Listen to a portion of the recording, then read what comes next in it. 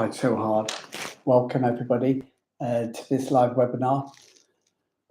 What we're talking about today is medical cover for expats in the EU post-Brexit. Now, you might think that nothing's changed, and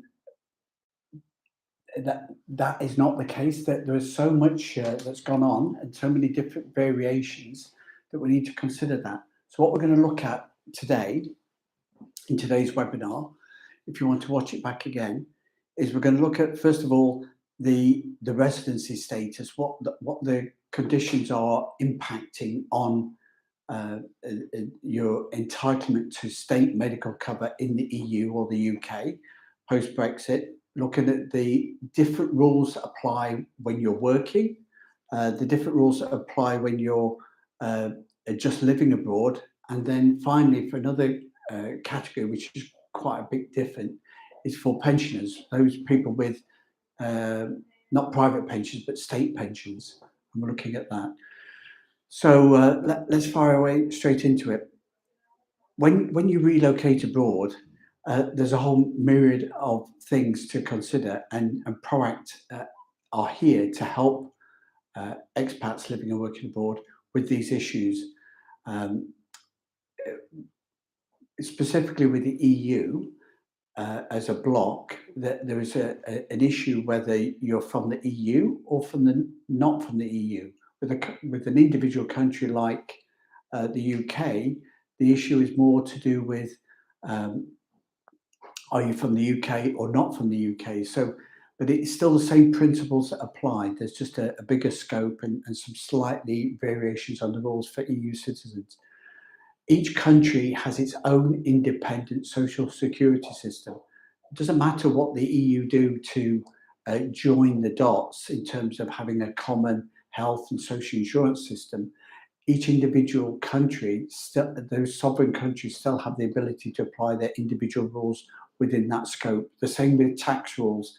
Each one is different in each country. So it's worth having a look at that and consider whether you want to live in a low tax Cyprus or Portugal or Malta environment, or whether you want a higher salary, different type of income and lifestyle that you might get in Northern Europe in places like Holland and Germany.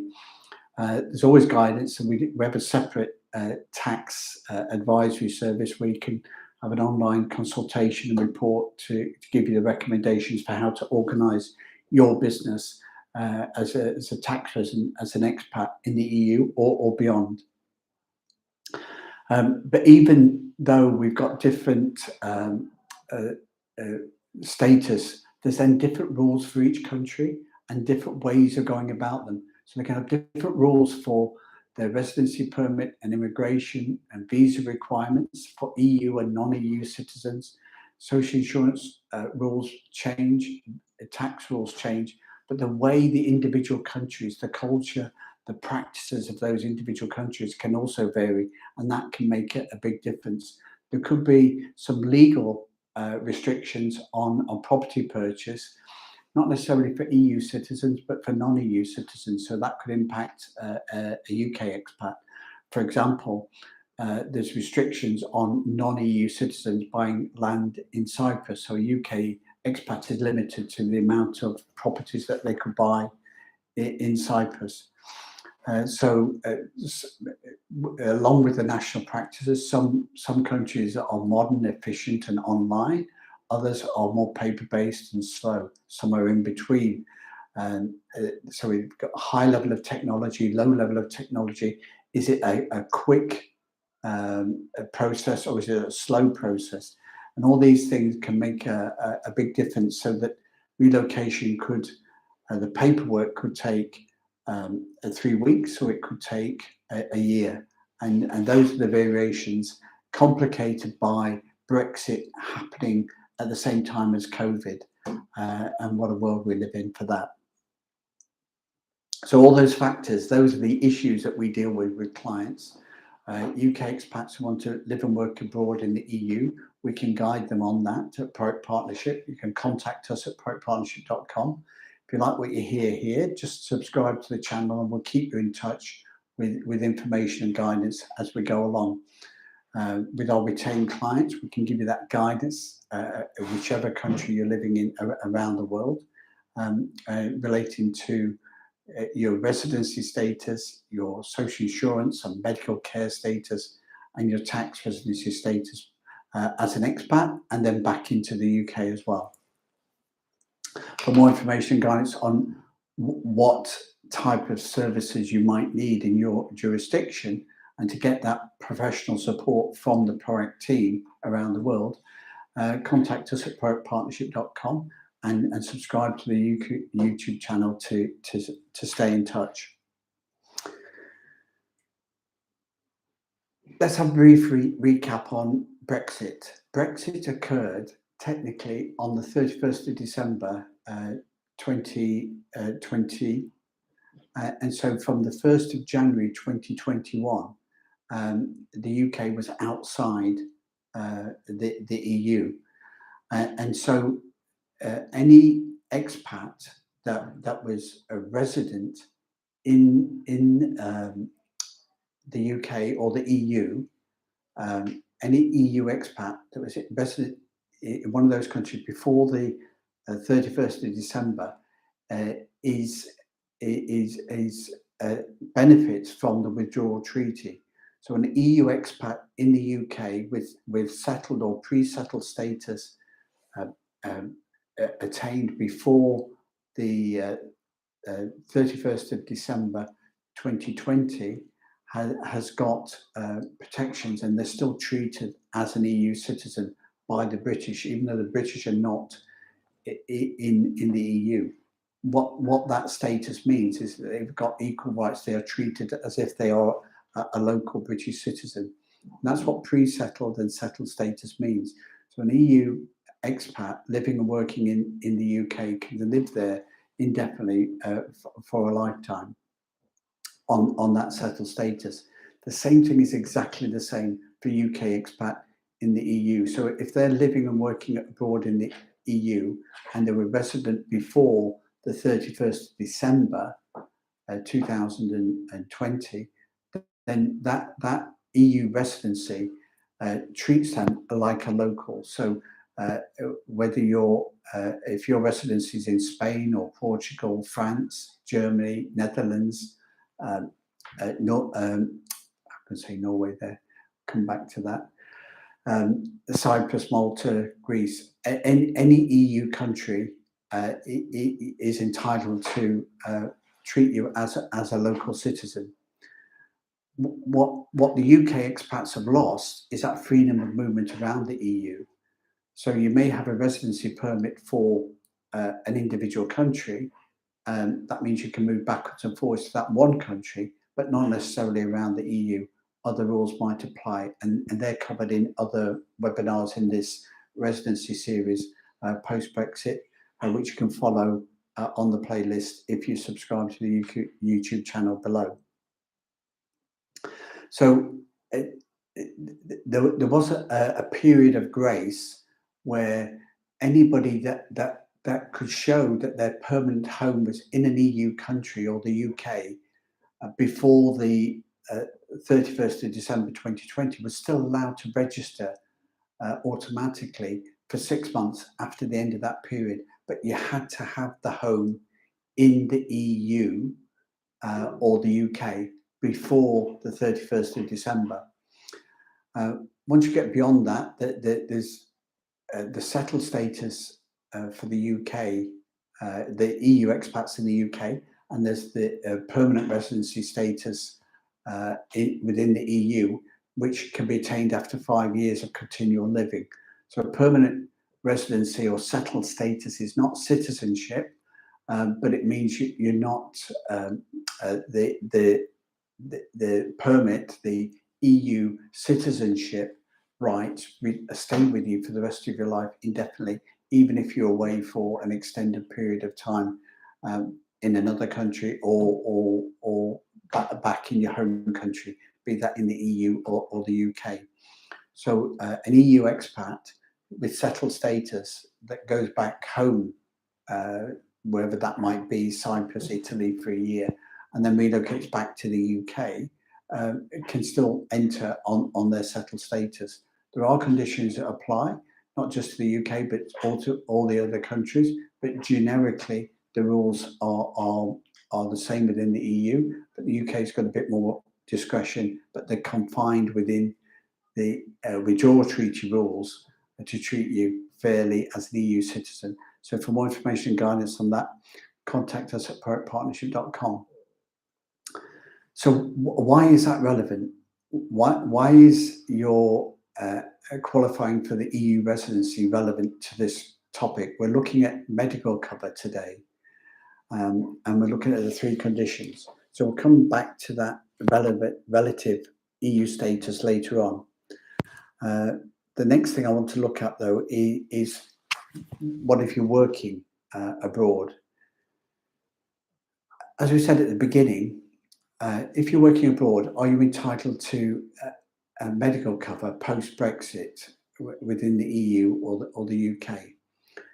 So let's consider that. If you're working abroad, if you've got the right to work in a country, then that work, there will be, within that specific country, there will be a social insurance system which you will contribute to, and that will potentially give you an entitlement to healthcare in that country. But as we said before, each country is slightly different. It has a different rules and conditions for qualifications and the benefits that are applied for all social insurance, including any state healthcare that's available. And that is a piece of research you need to do before you go to individual countries, or you can go to our website at proactpartnership.com and explore your future journey there. But what we're saying, in essence, here, we're looking about what is your entitlement to medical cover and state cover. Expats who live and work in the Middle East obviously get much higher salaries, but there is no state medical service. It's all private provision that needs to be provided for. So that's something that is different. So we're looking at the qualification for medical, state medical cover here, post-Brexit in an EU country or the UK.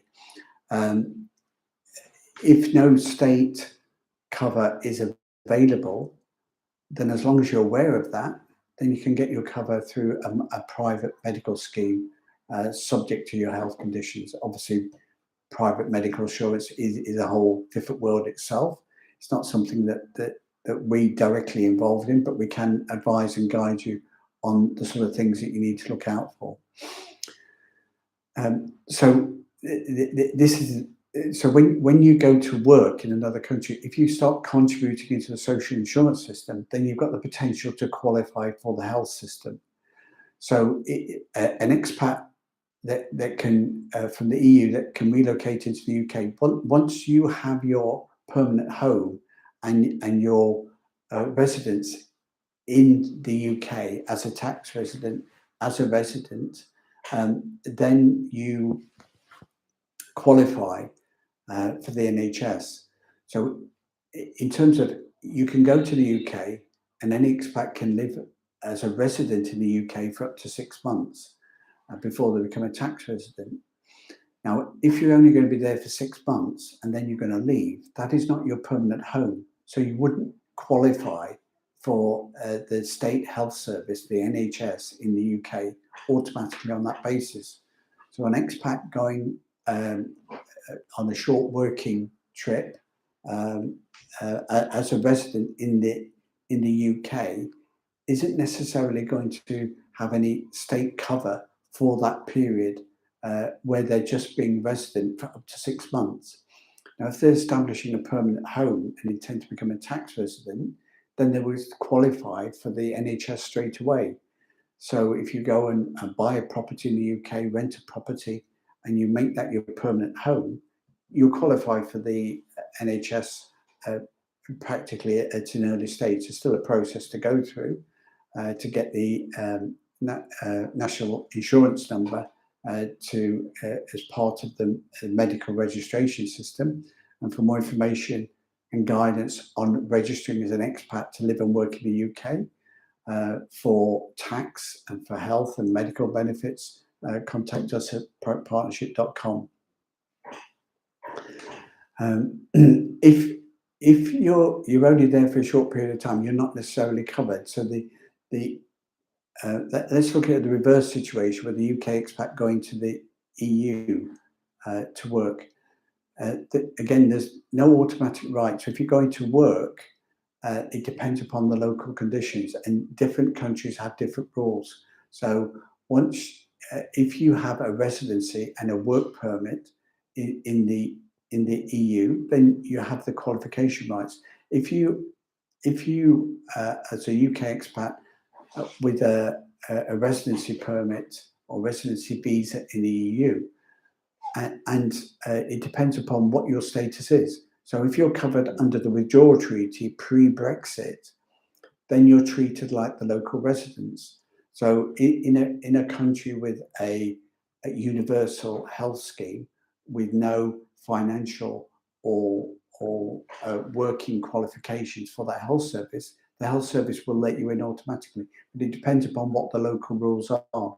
So under if you're an EU expat under pre-Brexit rules in the EU from the UK, so a UK expat living and working in the EU under a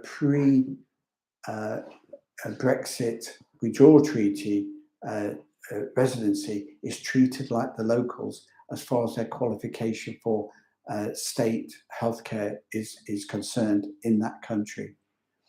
That may require them to work. It may require them not to work just to be resident. It may require them to be there for a period of time.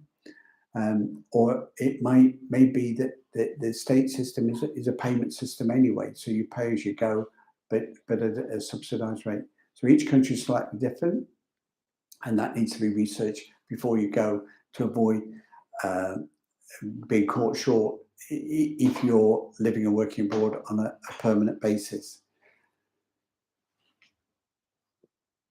Post-Brexit, if you're an expat, post-Brexit, the rules for EU expats going into the UK, as far as healthcare is concerned, is exactly the same, except that you have to qualify for a work permit. So if you have not got a residency permit as a settled expat in the UK, which is pre-Brexit, you have to now get a work permit going into the UK, and there are certain industry exceptions, but essentially you have to be sponsored by an employer.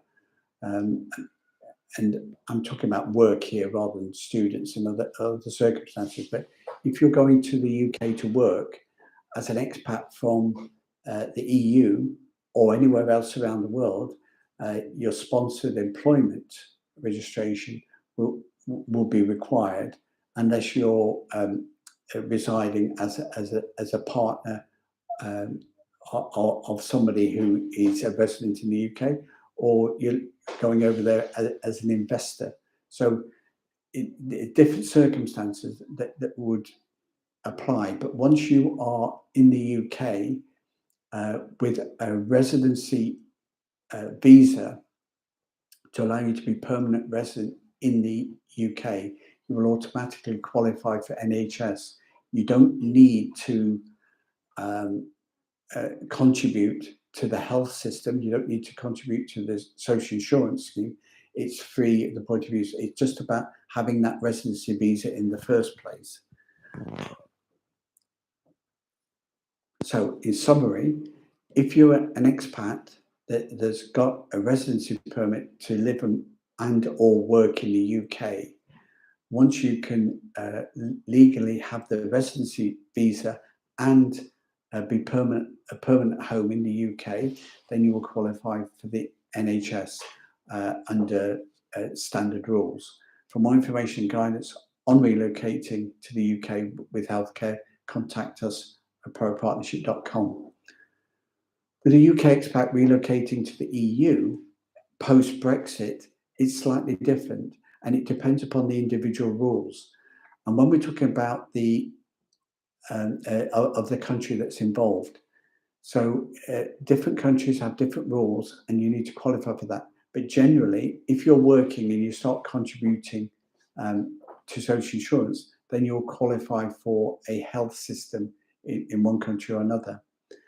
But you have to, again, be able to have the work permit in that country post-Brexit. So for a UK expat going into the EU, you are treated as third countries, as non-EU citizens, and therefore you will have to have, depending upon the local rules, local regulations, a work permit and a work permit visa to enable you to register for tax and social insurance to then be able to qualify for the healthcare when working abroad. There may be different rules that allow you to form a company, to form a business as a sole trader, a partnership, or a company, and that can be a way of getting the work sponsored visa to live and work abroad. So if you are creating your own business overseas, then that then creates and gives you the work permit that you possibly want to live and work in that country. So for more information on work visas and business formation to live and work in the EU, contact us at partnership.com.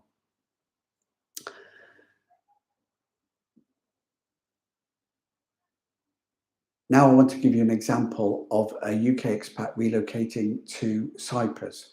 If an EU expat relocates to Cyprus to work, do they qualify for healthcare? Yes, as long as they contribute to the social insurance system, and you have to contribute for at least 3 months. So you have to have a work permit to be able to register for the social insurance.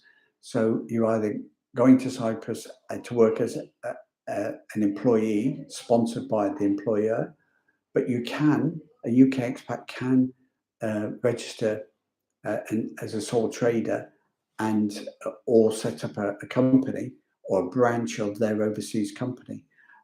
So if you have a British company, you might need to register a branch in Cyprus to be able to be an employee there and pay social insurance there, or you could come over on a contract basis to your UK company and pay your social insurance as a sole trader, contracting to your personal service company without the constraints of IR35 that you might have.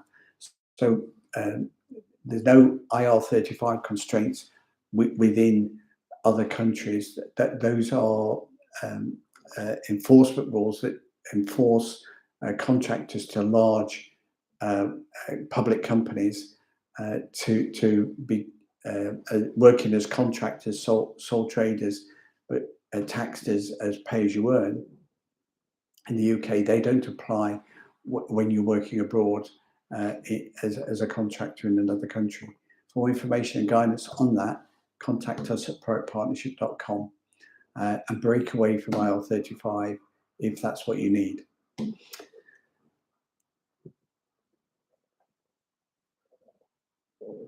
Now I want to move on to the next area we want to look at is people that are living abroad. And we touched on this earlier.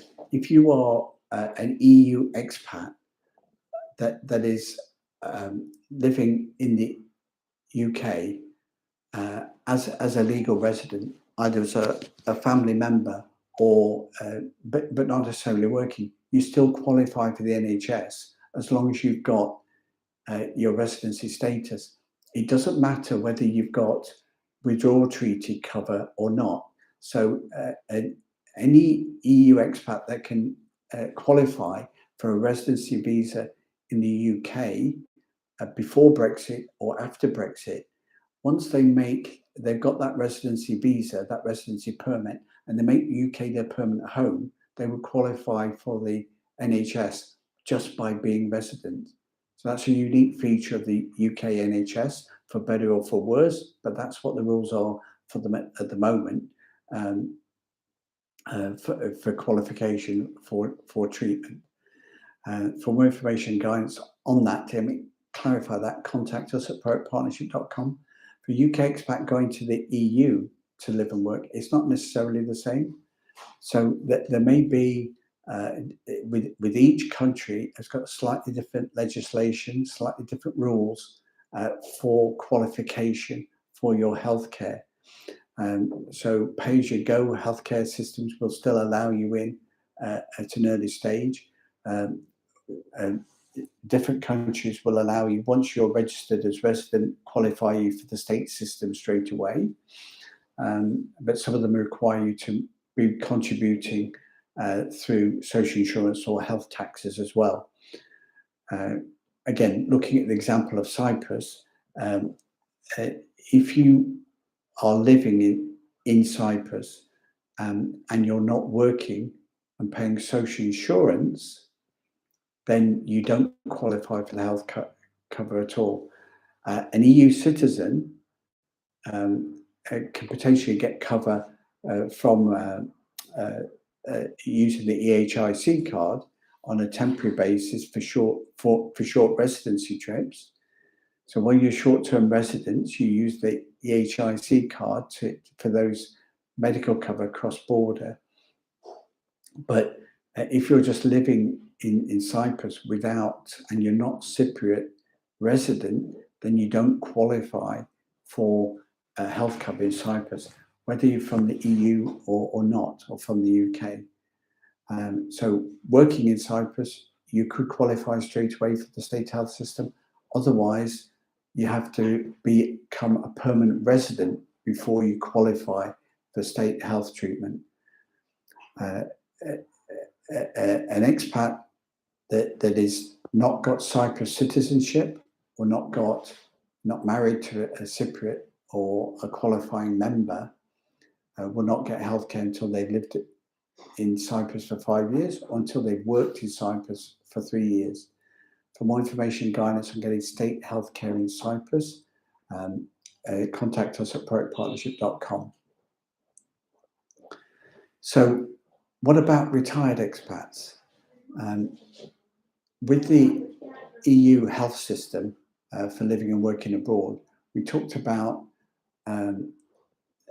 there's a common scheme, but that's EU.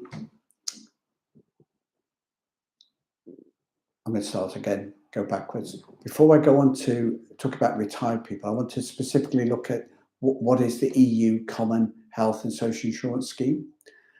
The EU Health and Social Insurance Scheme is effectively the EU countries, the 27 EU countries. If you've got pre-Brexit residency through settled status or residency permit in the EU, and then it extends to the UK as well. So you still get that cover as well. The area, though, also includes the Greater European Economic Area countries, which are Switzerland, Norway, Iceland, and Liechtenstein. So you've got freedom of movement within there. But for UK expats, they have to have an EU residency permit based upon permanent residency in the EU before the end of December 21 to qualify for healthcare in those different areas as a resident. And this is also an important point for retired expats, which I want to come to next. So, what is the impact with retired expats and the EU's social and healthcare system for medical cover post-Brexit? It's a very, very interesting situation. So generally, there is an S1 that's issued that can be issued to expats when you retire. So once you receive a state retirement from a country, then and you go expat, you potentially got the right to be issued with an S1, which will give you medical cover, state medical cover in another country within the EU health system scheme. So a Spanish expat that retires to go and live in the UK I can't believe I said that. So a Spanish expat that goes and lives and works in third time lucky. A German expat that goes to live in Spain to retire, they can qualify using their equivalent of the S1 for state healthcare in Spain. That's what I was trying to say. So when you retire abroad in the EU, if you have a state pension, then you qualify for that. You can qualify for an S1 that gives you health cover in another jurisdiction, and that gives you a big platform to transfer your healthcare and to retire abroad. You may not want to go from the south of the EU to the north, the cold north. You might want to go from the cold north down into the Mediterranean. It varies for different people and where your family are. But the S1 is the key. If you've got a state pension that transfers your state cover from one country to another, if you've got EU residency pre-Brexit, then a UK expat in the EU still gets their state cover even after Brexit. An EU expat with settled status or pre-settled status in the UK is going to qualify for healthcare anyway, but just by being resident. But that which is the benefit of the UK health system, that it gives you a right on residency automatically to the healthcare, not a qualifying period or not a qualifying payments, just about residency. But a UK expat living and working in the EU, if they have an S1 with a state pension, will qualify for the state healthcare system as a local citizen based upon that S1 being issued by their home country where that is paying the state pension. The S1 still works for UK expats, even if those S1s are issued after Brexit withdrawal. So the UK is still involved in that. The UK will still pay for a British retired expat within the EU to be retired. It will still pay for that state health system. So even despite Brexit and the withdrawal treaty coming into force, an expat that retires post-Brexit from 21, 22 onwards can still be issued with an S1 and still get state healthcare in another EU country as long as they receive their state pension. So the UK expat with a UK state pension retiring in 2022 or 2023 or 2024 can relocate as an expat into an EU country like Cyprus and get state healthcare for as long as they are a resident in that country. Obviously, you have to qualify for an EU residence permit in that country, which is a different thing. Now, we covered that earlier in this webinar. If not, just check our, subscribe to our series and go back and look at some of the other issues. And we covered that. So post-Brexit, a retired EU expat still has to qualify for a residency visa, which might be based upon a certain income standard. So if you haven't got enough income, then you can't get the residency visa. So the S1 won't work. But if you qualify for a residency visa to create a permanent home in an EU country with an S1 issued to you because of your state pension, then the UK will continue to pay for your healthcare and you'll qualify for the local healthcare system. If we compare that to living abroad without a state pension, a UK expat won't qualify for the healthcare system automatically. If you're a UK retired expat, even post-Brexit, that S1 with the state pension will qualify you for the state healthcare within an EU country.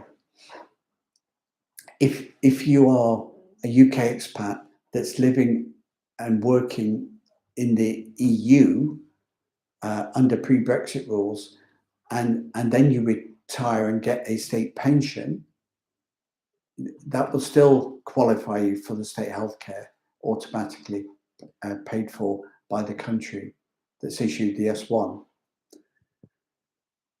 So retired expats from the UK and from the EU can still get state healthcare around the EU and in the UK in the same way that you could pre-Brexit, except with one proviso.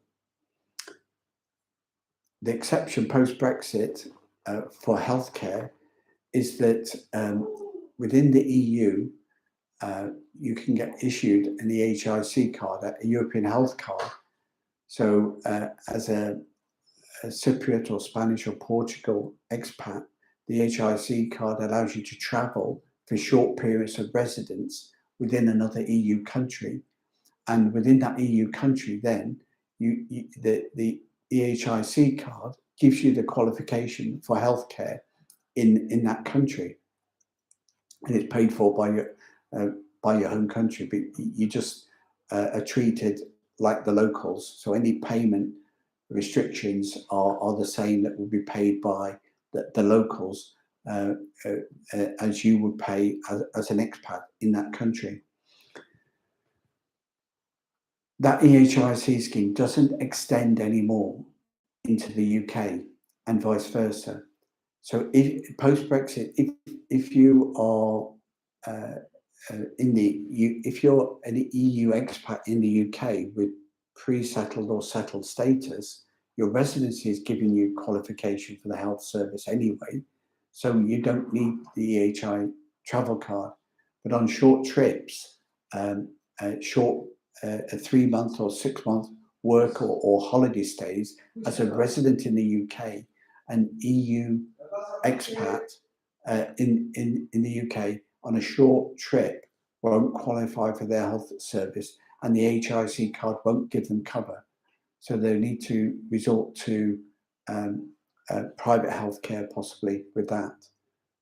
Okay, so short working trips, the HIC card for EU expats on a short trip into the UK as a 3 or 6 month residency doesn't qualify them for the health service in the UK. It's not permanent residence, and the EHIC card won't work in the UK.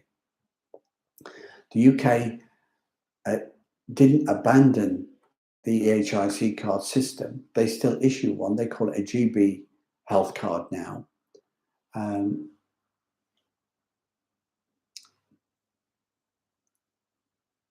The GB health card works in certain countries, but only countries where there's a cooperative agreement between the UK and that country. And that does not include the EU at the moment. So the EU as a bloc have not agreed to accept that status from the UK. But there are other countries that would do that, like the Bahamas. So there are countries around the world that a UK expat can go to on short residence or business trips outside the EU that would allow them to use the health card. So the health card still does exist in the UK, and depending on the location that you're going to, still got some way to go to build countries around the world. But bilateral agreements between the UK and other countries, as they build up, will make the GB health card more substantive and allow health cover on short residence and trips abroad going forward. For more information and guidance on that list, contact us at proactpartnership.com. So let's wrap this up now and consider a summary of the options. So today we've covered medical cover in the EU post-Brexit for UK expats and for EU expats. There's different criteria that apply if your residency permit was issued before Brexit at the end of December 21 or after. The EU Common Health System works for all EU countries, plus the EEA countries, which is Norway, Switzerland, Iceland, Liechtenstein. So that the health card, the health exchange system works within all of those. Post-Brexit, within the EU, post-Brexit, anybody can get cover with a resident permit within the EU, either using an EHIC card or a local residency.